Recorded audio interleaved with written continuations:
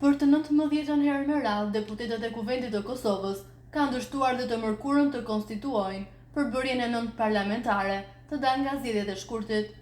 Çështja e votimit të fshehtë, që u propozua më 1 maj nga kryesuesi i seancës Safit Dehari, pasi e propozuar nga lëvizja vetëvendosje për kryetare të Kuvendit Albulena Axhiu, nuk arriti të merrte votimet deri në 61 votat e nevojshme për të konfirmuar në postë, është dërguar në gjykatën kushtetuese të Kosovës nga partitë që në legjislaturën e kaluar ishin opozit. Ato thonë që është jo kushtetuese mënyra se si LVV-ja po tenton që kryeparlamentari të votohet përmes formës së fshehur. E pas seancës së mbajtur të hënën, pranë mediave ka folur dhe kryetari i Partisë Demokratike të Kosovës, Memli Krasniqi.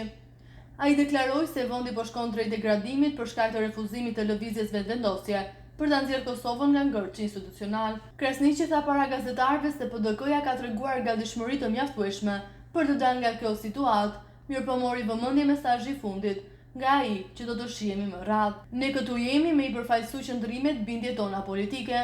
Ne s'kemi vot për asnjë nga ish-ministrat e zëvendësministrat për të qenë në pozitën e kryetarit të Kuvendit, por kjo s'do të thotë që ne nuk mundemi me bashkëbisedu me njëri tjetrin.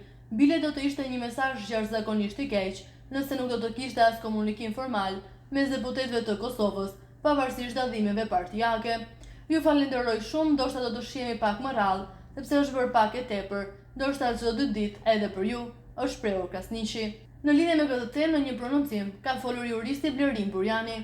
Ai thotë se ideja është të shkohet në zgjedhje të reja dhe se deklaratat pothuajse të përsëritura nga Krasniqi çdo 48 orë nuk janë sinjal pozitiv për vendin. Ideja është të degradohet komplet procesi zgjedhor i 9 shkurtit dhe të shkohet në zgjedhje të reja. Kjo çon drejt për drejt në zgjedhje. Krasniqi është i qartë, nuk ka marrëveshje, por as nuk ka çfarë të thotë më. Nëse çdo 48 orë del në konferencë për shtyp me fjalë të njëjta, atëherë ky është fundi, është shprehur juristi. Mëtej juristi përmendi propozim të tij për një qeveri teknike me ekspertë të pavarur për 1 vit, pasi duhet të hapin rrugë të tjera të përkohshme për funksionimin.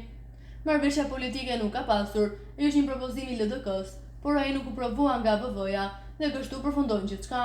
Një qeverisje 1 vjeçare me koalicion të gjerë ish propozimi. Unë kisha propozuar një qeveri teknike me ekspertë të pavarur për 1 vit. Tani këta duhet të tregojnë gatishmëri, nëse vetë nuk mund të ecin përpara, duhet të hapin rrugën të tjerë të përkohshëm për funksionim, por të gjitha këto po dështojnë si ide, ka thënë Burjani.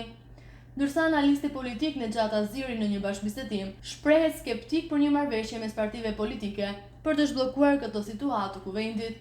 Sipas tij, nuk ka gatishmëri nga asnjëra parti politike për të dalë në pozicionet e tyre. Nuk pres që së shpejti të ketë marrëveshje mes partive politike parlamentare për të zhbllokuar këtë situatë bllokuese të Kuvendit të Kosovës, as tentativa e 18 për vazhdimin e seancës për konstituimin e Kosovës, e cila do duhet të fillonte me zgjedhjet e kryetarit dhe organeve përcjellëse nuk pati sukses. Ndër të tjerash, analisti sa i përket deklaratës së Krasniqit, thotë që është sinjal për zgjedhje të afërta dhe konfirmimi që as seancat e radhës nuk do të jenë produktive. Në fund ai thotë që është me interes të qytetarëve që të formohen institucione ose të shkohet në zgjedhje të reja.